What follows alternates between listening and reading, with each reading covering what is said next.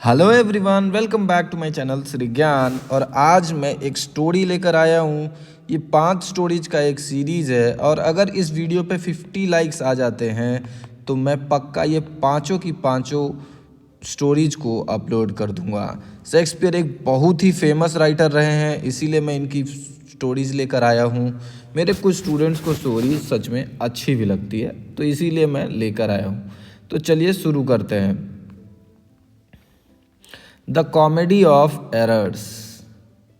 साइरेक्स और अफेसस दो पड़ोसी देश हैं, नेबरिंग कंट्रीज, जैसे इंडिया और पाकिस्तान, राइट। लेकिन अनेक मतभेदों के कारण दोनों देशों के राजा कट्टर शत्रु हैं। आपस में कुछ झगड़ों के कारण दोनों एक दूसरे के बिल्कुल डेंजर दुश्मन हैं। किसी एक देश का नागरिक दूसरे देश में प्रविष्ट ना हो, इसके लिए उन्होंने बड़ा सख्त कानून लगा रखा था। तो ये इंडिया के जैसा ही है, इंडिया और पाकिस्तान के जैसी सिचुएशन है। इसके अंतर्गत यदि साइरेक्स का कोई नागरिक अफेसस की सीमा में मिल जाता था तो उसे 1000 का जुर्माना देना पड़ता था और जुर्माना ना भरने की स्थिति में उस नागरिक का सिर काट दिया जाता था। इसलिए लोग सीमा पार करते हुए डरते थे, लेकिन जो इस कानून को नहीं जानते थे उन्हें इसका दंड भुगतना पड़ता था। साइरेक्स में एजियन नाम का एक व्यापारी रहता था। एक बार वह अफेसस में घूमते हुए पकड़ा गया। अफेसस ने के कानून के अनुसार उसे जुर्माना भरना था, लेकिन उसके पास देने के लिए कुछ भी नहीं था। अतः अंतिम निर्णय के लिए उसे राजा के सामने पेश किया गया। महाराज, यह व्यक्ति साइरस का रहने वाला है। इसे हमने महल के पास पकड़ा है, परंतु जुर्माना भरने के लिए इसके पास कुछ नहीं है। अब आप ही बताएं, इसे क्या दंड देना है? नगर कोतवाल ने सिर झुकाकर प्रश्न किया। राजा ने एजियन को संबोधित करते हुए कहा, तुम्हारा नाम क्या है? एजियन, उसने सपाट स्वर में कहा। तुम पर लगाए गए आरोप सही हैं? क्या तुम नहीं जानते थे कि साइरेक्स के लोगों पर अफेसस में आने की सख्त पाबंदी है? राजा ने पुनः प्रश्न किया। जी हाँ, मुझे यह कानून के बारे में पता था, वह निडर होकर बोला। फिर भी तुमको ऐसा अपराध किया? एजियन, कानून के अनुसार इस अपराध के लिए तुम या तो जुर्माना भरो या फिर मरने के लिए तैयार हो जाओ। राजा ने अपना निर्णय सुना दिया। व्यापारी करुण भाव स्वर से बोला, राजा महाराज, जितनी जल्दी हो सके आप मुझे मृत्यु दंड दे दें, जिससे मैं सदा के लिए इस दुखी जीवन को त्याग सकूं। मैं अब और नहीं जीना चाहता। एजियन की बात सुनकर राजा आश्चर्य से भर उठा।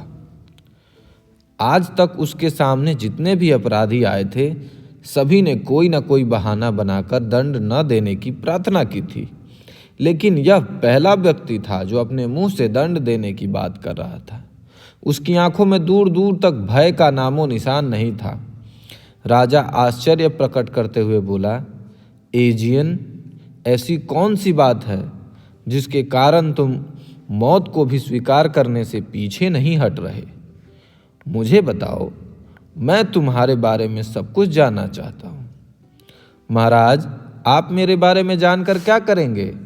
मेरी कहानी इतनी दुख भरी है कि उसे सुनकर आपका मन भी कांप उठेगा। इसीलिए बिना विलंब किए मुझे दंडित करें। एजियन दुखी स्वर से बोला। अब तो राजा के मन में उसके बारे में जानने की इच्छा और भी बलवती हो गई। उसने दरबारियों की ओर देखा। वे भी उसके बारे में जानने के लिए उत्सुक हो रहे थे। उन्होंने पहली बार ऐसा निडर व्यक्ति देखा था जो स्वयं मृत्यु मांग रहा था। अतः राजा पुनः बोला, एजियन, तुम निसंकोच अपनी बात कहो।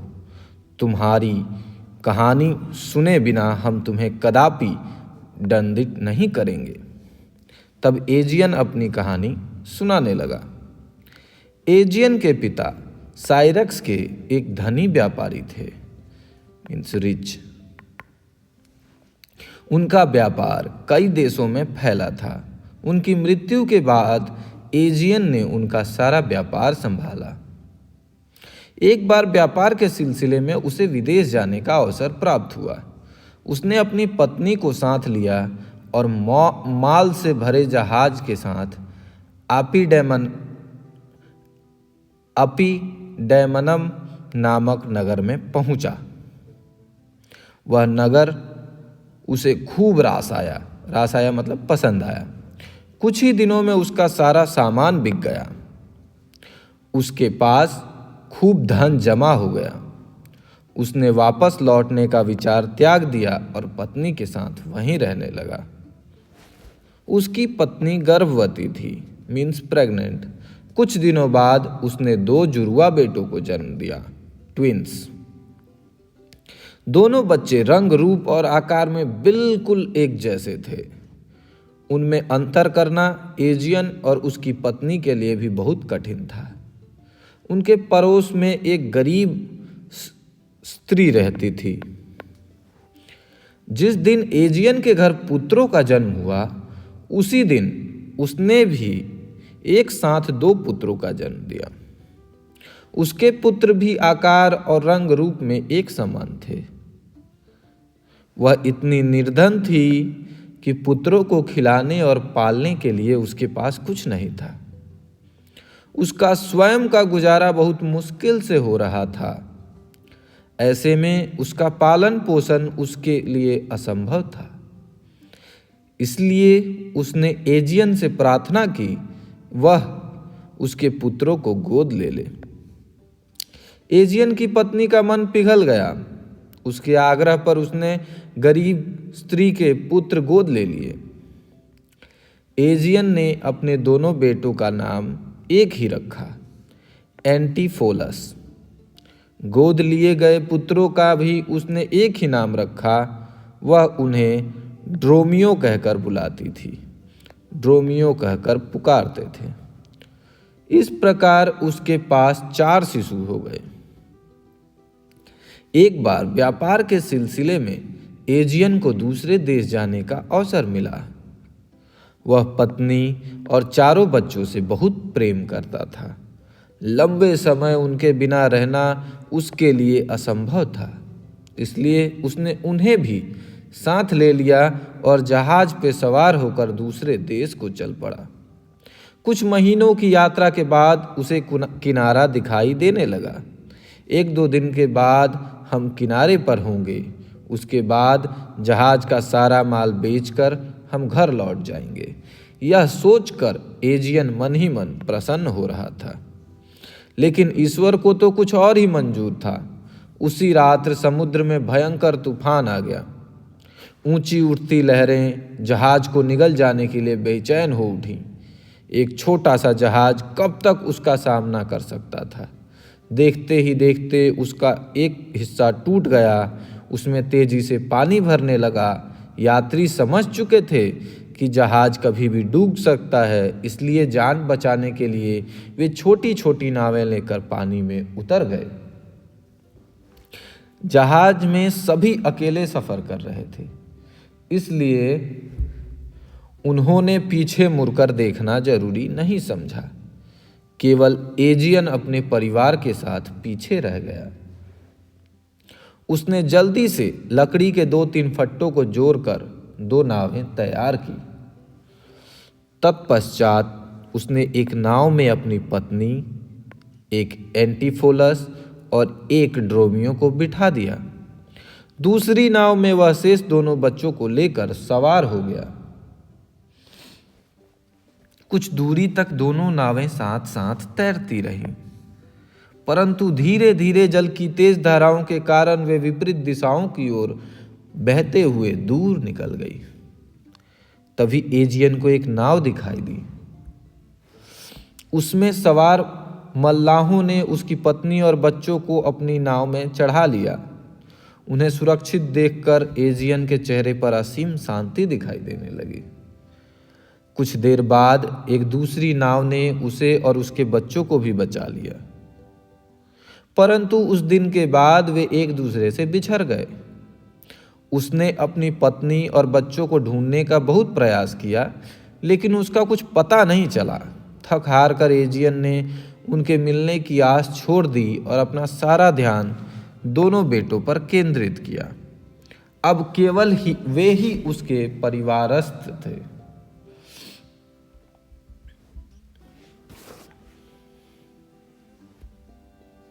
समय बीतता गया। एंटीफोलस और ड्रोमियो बड़े हो गए।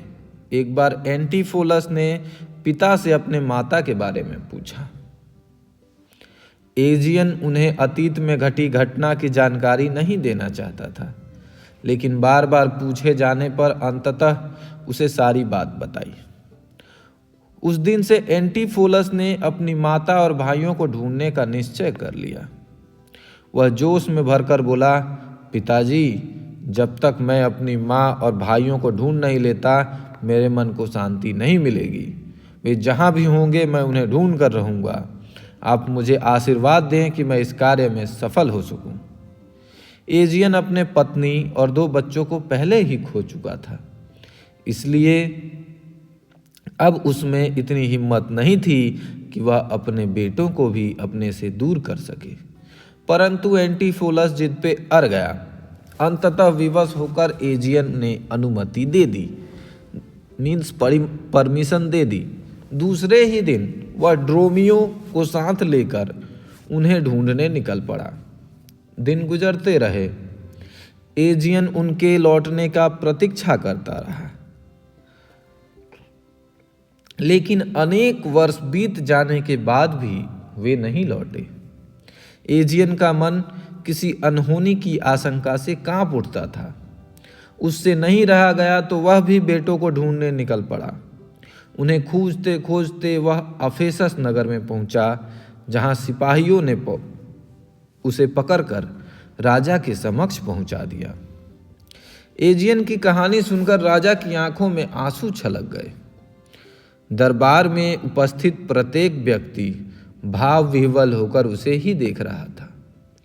राजा स्वयं को नियंत्रित करते हुए बोले, एजियन, मुझे दुख है कि भाग्य ने तुम्हारा सब कुछ छीन लिया, लेकिन ईश्वर क्या करना चाहता है इसे हम कभी नहीं समझ सकते। मैं उससे प्रार्थना करता हूँ कि तुम्हारा परिवार शीघ्र ही मिल जाए। एजियन, यद्यपि मैं कानून को नहीं बदल सकता, परंतु तुम्हें 1 दिन की मोहलत अवश्य दे सकता हूँ। 1 दिन में तुम जुर्माने का धन जुटाकर जमा कर दो, उसके बाद मैं तुम्हें स्वतंत्र कर दूंगा। राजा के इस निर्णय से एजियन पर कोई असर नहीं हुआ। यह शहर उसके लिए बिल्कुल अनजाना था। 1 दिन में तो क्या, वह 1 महीने में भी 1000 रुपये एकत्रित नहीं कर सकता था। यदि कोई उसे आवश्यक धनराशि दे देता तो भी उसे अपना जीवन व्यर्थ प्रतीत हो रहा था। इसलिए इस दिन के उस धन एकत्रित करने की अपेक्षा अपने पुत्रों को ढूंढना अधिक उचित समझा। वह महल से बाजार की ओर आ निकला। पुत्रों को ढूंढने की यह उसकी अंतिम कोशिश थी, इसलिए वह अपना पूरा जोर लगा देना चाहता था। उधर वर्षों पूर्व एजियन की पत्नी और पुत्रों को बचाकर मल्लाह अफेसस शहर में ले गए थे। वहाँ एक दयालु और परोपकारी धनवान ने बालकों को गोद ले लिया। उसने पुत्रों की तरह उनका पालन पोषण किया, खूब पढ़ाया लिखाया और उनकी सुख सुविधा का पूरा ध्यान रखा। युवा होने पर अपनी योग्यता के कारण शीघ्र ही वे सेना के ऊंचे ऊंचे पदों पर नियुक्त हो गए। फिर एंटीफोलस ने वहीं एक सुंदर और कुलीन लड़की से विवाह कर लिया। इस प्रकार दोनों भाई अफेसस में ही सुखपूर्वक जीवन व्यतीत कर रहे थे। उनके पिता और भाई जीवित हैं, इस बात से वे पूरी तरह अनजान थे। संयोगवश जिस दिन एजियन को बंदी बनाया गया, उसी दिन छोटा एंटीफोलस और ड्रोमियो भी भटकते भटकते अफेसस पहुंच गए। शहर में प्रवेश करते ही उन्होंने सुना कि एक व्यक्ति को अफेसस में गैर कानूनी ढंग से प्रवेश करने के कारण पकड़ा गया है, लेकिन उन्होंने इसकी कल्पना तक नहीं की थी कि वह व्यक्ति उसका पिता होगा। कुछ दिन वहां ठहरने के बाद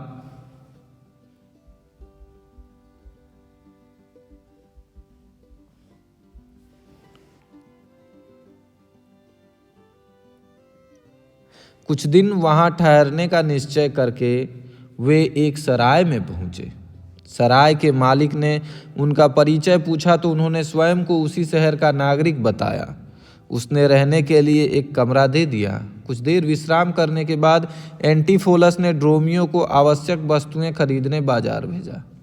उसके बाद शहर की जानकारी पाने के लिए वह भी सराय से निकल पड़ा। तभी एंटीफोलस को ड्रोमियो दिखाई दिया। वह तेज तेज चलता हुआ उसकी ओर आ रहा था। एंटीफोलस सोच में पड़ गया कि उसे बाजार गए अभी थोड़ी देर हुई है, यह इतनी जल्दी कैसे लौट आया। उसने ड्रोमियो के थैले की ओर देखा परंतु वह खाली था।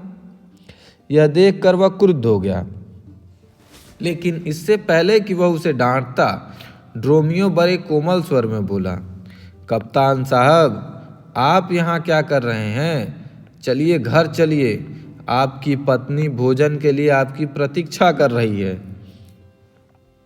उसकी बात सुनकर एंटीफोलस चौंक पड़ा। फिर गुस्से से भरकर बोला, ड्रोमियो, तुम्हारा दिमाग खराब हो गया है? ये कैसी बहकी बहकी बातें कर रहे हो? मेरा विवाह ही नहीं हुआ तो पत्नी कहाँ से आ गई? ड्रोमियो, यह हंसी मजाक करने का समय नहीं है। मैंने तुम्हें सामान लाने को भेजा था, खाली हाथ क्यों लौट आए? इस बार ड्रोमियो चौंकते हुए बोला, मैं भला आपसे मजाक क्यों करूँगा? आपकी पत्नी भोजन के लिए बुला रही है, इसमें मजाक कहाँ से आ गया? आप किस सामान की बात कर रहे हैं? आपने कौन सा सामान लाने के लिए कहा था? अच्छा, अब तुम्हें यह भी याद नहीं कि मैंने तुम्हें क्या लाने के लिए कहा था? ड्रोमियो, बहुत मजाक हो गया। अब चुपचाप जाकर अपना काम निपटाओ और यह बार बार पत्नी पत्नी मत चिल्लाओ। मेरी कोई पत्नी नहीं है, एंटीफोलस ने उसे झिड़कते हुए कहा। वास्तव में वह बड़ा ड्रोमियो था जो छोटे एंटीफोलस को बड़ा एंटीफोलस समझ रहा था। इधर एंटीफोलस बड़े ड्रोमियो को छोटा ड्रोमियो समझकर उसे डांट रहा था। इस प्रकार दोनों एक दूसरे को गलत समझ बैठे। एंटीफोलस का अजीब व्यवहार देखकर ड्रोमियो ने सोचा कि अवश्य कप्तान साहब अपनी पत्नी से लड़ कर आए हैं, इसलिए गुस्से में हैं। लेकिन भाभी ने मुझे इन्हें लाने के लिए कहा है, इसलिए मैं इन्हें लेकर ही जाऊंगा। यही सोचकर वह उसे घर ले चलने की प्रार्थना करने लगे। आखिरकार एंटीफोलस चिढ़ गया और बड़े ड्रोमियो का हाथ पकड़ते हुए बोला, लगता है तेरे दिमाग का इलाज करवाना पड़ेगा। यह जानते हुए भी कि अभी मेरा विवाह नहीं हुआ है, बार बार पत्नी पत्नी बोल रहा है। चल पहले उस लड़की से मिलता हूँ जिसने तू मेरी पत्नी बता रहा है, उसके बाद उसे सीधा करूँगा। यह सोचकर वह ड्रोमियो के साथ चल पड़ा। रास्ते में बाजार पड़ता था।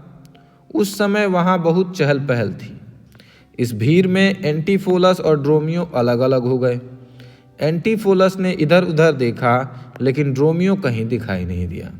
तभी उससे छोटा ड्रोमियो टकरा गया। वह उसे डांटते हुए बोला, कहाँ चला गया था तू? मुझे इस भीड़ में छोड़कर चल, कहाँ लेकर चल रहा था तू मुझे? ड्रोमियो आंखें झपकाते हुए बोला, भूल गए क्या? आपने ही तो मुझे सामान लाने भेजा था और मैं आपको सराय में छोड़ कर आया था। आप यहाँ क्या कर रहे हो? एंटीफोलस का पारा ऊपर जा रहा था। ड्रोमियो, सराय से तुम मुझे यहाँ कहकर लाए थे कि मेरी पत्नी खाने के लिए बुला रही है और यहाँ आकर कह रहे हो कि तुम यहाँ सामान खरीदने आए हो। मुझे ऐसा बेहुदा मजाक पसंद नहीं है। मैंने कब कहा कि आपकी पत्नी बुला रही है? क्या मैं नहीं जानता कि आप अभी कुंवारे हैं? जरूर आपको कोई गलतफहमी हो गई है। ड्रोमियो धीरे से बोला। इधर ये दोनों बाजार में उलझे पड़े थे, उधर कप्तान की पत्नी उनके अपने पति की प्रतीक्षा कर रही थी। ड्रोमियो अभी तक कप्तान साहब को लेकर नहीं आया था। यह सोचकर वह परेशान हो रही थी। जब समय अधिक हो गया तो वह स्वयं पत्नी को घर लाने के लिए चल पड़ी। बाजार में पहुंचते ही उसने छोटे एंटीफेलस और छोटे ड्रोमियो को परस्पर बातें करते हुए देखा। वह उसे कप्तान समझ बैठी और पास आकर बोली, आप यहाँ क्या कर रहे हैं? मैंने आपको भोजन के लिए बुलाया था, लेकिन लगता है आप कुछ ज़्यादा ही नाराज हैं, इसलिए बुलाने पर भी नहीं आए।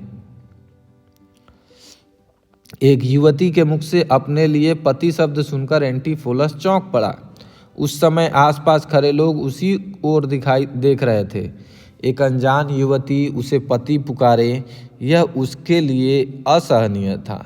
वह क्रोध से भर उठा और तमतमाते हुए बोला, कौन हो तुम जो मुझे बार बार पति कहकर संबोधित कर रही हो? मेरी कोई पत्नी नहीं है। युवती पल भर के लिए हक्की बक्की रह गई, फिर संयत होते हुए बोली, आप चाहे कुछ भी कहें, परंतु इस सच को नहीं बदल सकते कि आप मेरे पति हैं। इस प्रकार बीच बाजार में झगड़ा करना उचित नहीं है, अतः अच्छा यही होगा कि आप मेरे साथ घर चलें। वहीं चलकर हम शांति से बात करेंगे। चलो ड्रोमियो, तुम्हारी पत्नी भी तुम्हारा इंतजार कर रही है। एंटीफोलस कुछ समझ नहीं पा रहा था। वह सिर खुजलाते हुए सोचने लगा कि परदेश में बड़ी विकट परिस्थिति में फंस गया है।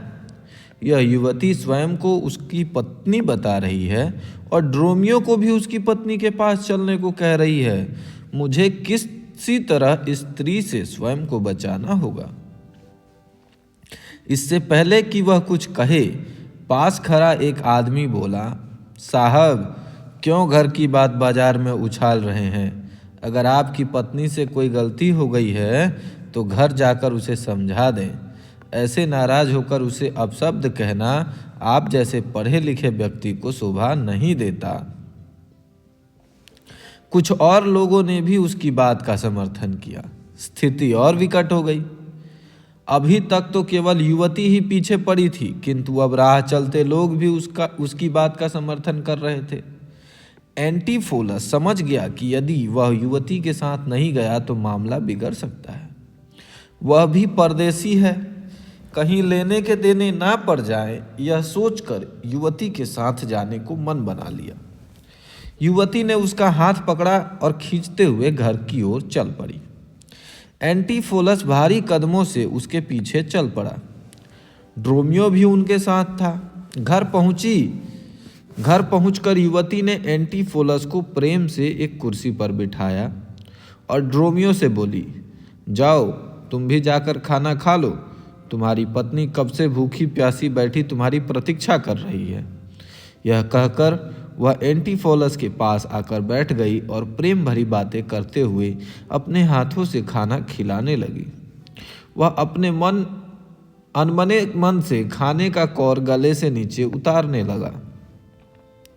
उधर ड्रोमियो जैसे ही रसोई घर में पहुंचा, एक नौकरानी स्वामी स्वामी कहकर उससे लिपट गई। छोटा ड्रोमियो छिटक कर दूर खड़ा हो गया। डर से उसकी सांसें तेज तेज चलने लगी। सारा माजरा उसकी समझ से बाहर था। नौकरानी आश्चर्य से बोली, आज तुम्हें क्या हो गया है? तुम ऐसा व्यवहार क्यों कर रहे हो? मेरे लिपटने से तुम ऐसे छिटके जैसे किसी दूसरी की पत्नी को गले लगाया हो। चलो अब चलकर खाना खा लो। बाहर एंटीफोलस चुपचाप खाना खा रहा था, इसलिए उसे भी भोजन करने में कोई आपत्ति नहीं थी। वह आसन जमा कर बैठ गया और लगा भोजन करने। इतनी देर में बड़ा एंटीफोलस और बड़ा ड्रोमियो घर लौट आए तथा दरवाजे खटखटाने लगे, परंतु किसी ने दरवाज़ा नहीं खोला। बहुत देर बाद बाहर खड़े रहने के बाद एंटीफोलस बोला, लगता है घर देर से आने के कारण बीवियां हमसे नाराज हो गई हैं, इसलिए उन्हें मनाने के लिए हमें कुछ उपहार ले जाना चाहिए। ड्रोमियो ने उसकी बात का समर्थन किया और फिर वे दोनों वापस बाजार की ओर चल दिए। इधर भोजन करने के बाद छोटा एंटीफोलस और ड्रोमियो वहां से निकल भागने की बात सोचने लगे। थोड़ी देर बाद जब दोनों स्त्रियां गहरी नींद में सो गई तो वो धीरे से उठे और वहां से भाग निकले। अभी छोटा एंटीफोलस कुछ ही दूर गया था कि मार्ग में उसे एक सुनार टकरा गया। वह मुस्कुराते हुए उसके पास आया और एक डिब्बा पकड़ाते हुए बोला,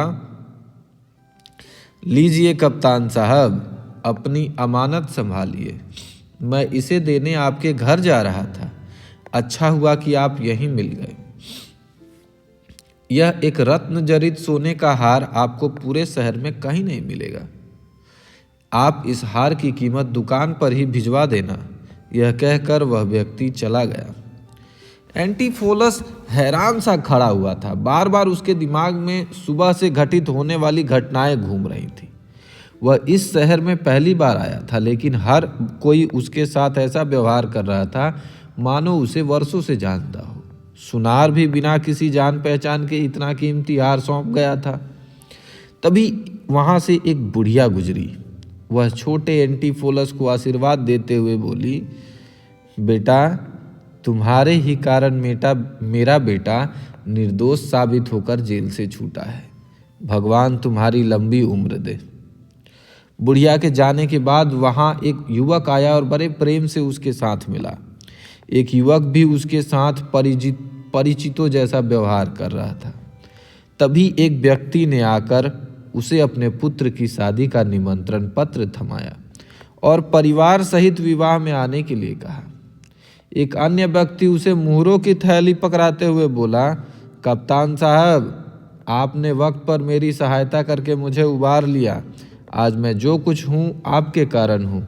यह लीजिए, आपका धन स्वीकार कीजिए। ये सब क्या हो रहा है? एंटीफोलस की समझ में कुछ नहीं आ रहा था। वास्तव में बड़ा एंटीफोलस इस शहर में पढ़ लिख कर बड़ा हुआ था, इसलिए शहर के लगभग सभी व्यक्ति उसे अच्छी तरह जानते थे। छोटा एंटीफोलस बिल्कुल अपने भाई जैसा था। यही कारण था कि लोग उसे कप्तान साहब समझ रहे थे। अभी वह कुछ ही कदम चला था कि एक लड़की उसके पास आकर लार करते हुए बोली, भैया, आपने मेरा हार बनवा दिया। लाओ, कहाँ है हार? मैं बड़ी बेसब्री से उसकी प्रतीक्षा कर रही थी। ओ, तो इस डब्बे में है मेरा हार। जैसे ही लड़की उसके हाथ से डिब्बा लेने लगती है, एंटीफोलस गुस्से से बेकाबू हो गया। उसने उसका हाथ छिटक दिया और खींचते हुए बोला, मैं कल ही इस शहर में आया हूँ और एक दिन में मेरे इतने रिश्तेदार पैदा हो गए। कोई खुद को मेरा पत्नी बताती है तो कोई बहन। सच सच बताओ, कौन हो तुम? मुझे तो ऐसा लगता है कि तुम सब मिलकर मुझे ठग लेना चाहते हो। यह कहकर एंटीफोलस वहां से भाग खड़ा हुआ। लड़की ने सोचा कि किसी सदमे के कारण उसका भाई उसे नहीं पहचान पा रहा है। वह उसी समय तेजी से घर की ओर भागी। वहां पहुंचते ही उसने भाभी को रोते हुए बताया, भाभी, भैया पागल हो गए हैं। उन्होंने मुझे पहचानने से इनकार कर दिया। यह तुम क्या कह रही हो? कहाँ मिले तुम्हें कप्तान साहब? शायद तुम ठीक कह रही हो। उन्होंने मुझे भी पहचानने से इनकार कर दिया। न जाने कैसी बहकी बहकी बातें कर रहे थे। बार बार कह रहे थे मैं शहर में नया आया हूँ। तुम मुझे फंसाने की कोशिश कर रही हो। कप्तान की पत्नी दुखी स्वर में बोली, भैया अभी अभी बाजार की ओर गए हैं। आप जल्दी से जाकर उन्हें घर ले आएं। कहीं पागलपन में वह कुछ उल्टा सीधा न कर बैठें। कप्तान की पत्नी उसी समय बाजार की ओर दौड़ पड़ी। उस समय बड़ा एंटीफोलस उपहार खरीदने के लिए सुनार की दुकान पर पहुंचा और हार दिखाने के लिए कहा। सुनार हंसते हुए बोला, कप्तान साहब, लगता है आप आजकल कुछ ज़्यादा खरीदारी कर रहे हैं। मैं आपको अभी हार दिखाता हूँ, परंतु पहले पिछला उधार चुका देते तो ठीक रहता। पिछला उधार? किस उधार की बात कर रहे हो? मैंने कौन सी चीज़ तुमसे उधार ली है? कप्तान ने आश्चर्य से भरकर पूछा। इतनी जल्दी भूल गए? थोड़ी देर पहले ही तो मैंने आपको रत्न जड़ित सोने का हार थमाया था। थोड़ी देर पहले? क्या बात कर रहे हो? आज यह हमारी पहली मुलाकात है। तुमने जरूर किसी और को हार पकड़ा दिया होगा। आज मैं सुबह से इस ओर आया ही नहीं। कप्तान ने पुनः कहा, कप्तान साहब, ऐसा मजाक अच्छा नहीं है। मैंने खुद आपको वह हार दिया था। मेरी आंखें धोखा नहीं खा सकती। इस बार सुनार उत्तेजित हो गया था। धीरे धीरे दोनों का झगड़ा बढ़ता गया। अंततः बात थाने तक पहुंची। थानेदार ने दोनों को जेल में डाल दिया। उधर कप्तान की पत्नी उसे खोजते हुए सुनार की दुकान पर पहुंची। वहां उसे पता चला कि उसका पति पुलिस पकड़ कर ले गई है। वह उसी क्षण थाने जा पहुंची और थानेदार से बोली, मेरा पति बिल्कुल निर्दोष है, वे कोई अपराध नहीं कर सकते, अवश्य अनजाने में उनसे कोई भूल हो गई है। वैसे भी आज सुबह से वे अजीब सा व्यवहार कर रहे हैं, ऐसा लगता है उन्हें पागलपन का दौरा पड़ा है। आप उन्हें छोड़ दें जिससे मैं उनका इलाज करवा सकूं। थानेदार को उसकी बातों पर विश्वास हो गया और उसने कप्तान को पागल समझकर छोड़ दिया। घर आकर कप्तान की पत्नी ने नौकरों से कहा, कप्तान साहब को इसी समय रस्सी और जंजीरों से बांधकर कमरे में बंद कर दो, ये पागल हो गए हैं। मैं अभी डॉक्टर को बुलाकर इनका इलाज करवाती हूँ। एंटीफोलस चीख चीख कर कहता रहा कि वह पागल नहीं है, लेकिन किसी ने उसकी एक बात न सुनी। उसे कमरे में बंद करके कप्तान की पत्नी डॉक्टर को लेने चली गई।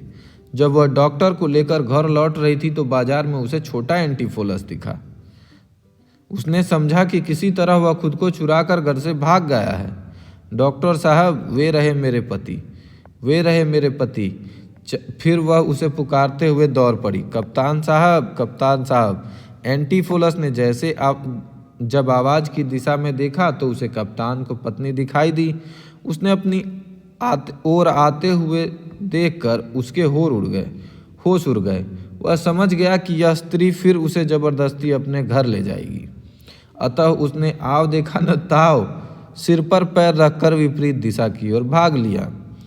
उसे भागते हुए कप्तान की पत्नी चिल्लाई, पकड़ो उन्हें, भगवान के लिए पकड़ो उन्हें, वे पागल हैं। छोटा एंटीफोलस अपने लिए पागल शब्द सुनकर घबरा गया। वह तेजी से भागता हुआ एक मंदिर में जा छिपा।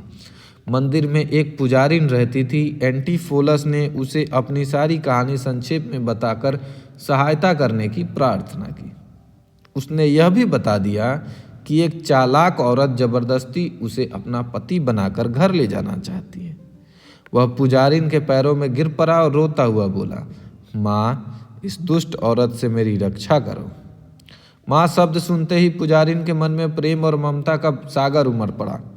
उसने एंटीफोलस के सिर पे हाथ फेरा और स्नेह भरे स्वर से बोली, डरो मत बेटे, वह तुम्हारा कुछ नहीं बिगाड़ पाएगी। तुम पास वाले कमरे में जाकर छिप जाओ, मैं सब कुछ संभाल लूंगी। वह शीघ्रता से साथ वाले कमरे में छिप गया। तभी मंदिर में कप्तान की पत्नी आई और हांफते हुए बोली, माँ, मेरे पति इसी ओर आए हैं, आपने उन्हें जरूर देखा होगा, कृपया बताएं कि वे कहाँ हैं। उनकी मानसिक दशा ठीक नहीं है, मैं उन्हें घर ले जाना चाहती हूँ। पुजारिन उसे समझाते हुए बोली, बेटी, वह तुम्हारा पति नहीं है, अवश्य तुम्हें कोई गलतफहमी हुई है, वह उसे तुम्हारे हवाले कभी नहीं कर सकती। अच्छा यही होगा कि तुम यहाँ से चली जाओ।